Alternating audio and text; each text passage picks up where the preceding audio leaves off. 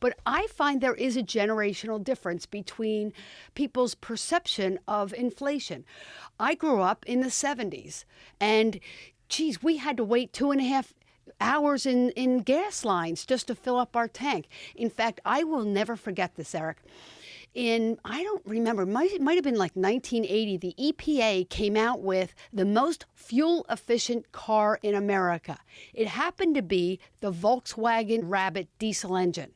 So my father, Gene Clark, the father of 7 children, went God out. bless him. Yeah, God bless him, is right. But he went out and bought a Volkswagen Rabbit that fits 4 people, if you're lucky. But you know what? Hey, it gets 50 miles per gallon. The only problem that he discovered was that the tank itself was only 10 gallons. So he was still waiting in line as often as the rest of us, right? So, but that's the way we grew up, with inflation and the long gas lines, and it's never going to end, and the world was going to run out of oil. So it is a fear that's out there.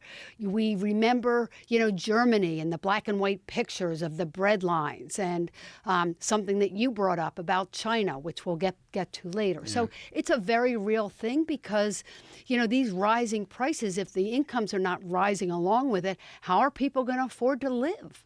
Well, what I think is so interesting is that what you really highlight on here, which I think is important, because I was born in the 70s, but at the end of the 70s, but I didn't live through it. So our experiences really shape our expectations of how we view inflation. So for me, I didn't have an income back then, so I wasn't buying things. My parents were, but I just remember them complaining a lot when gas was more than $1 a gallon.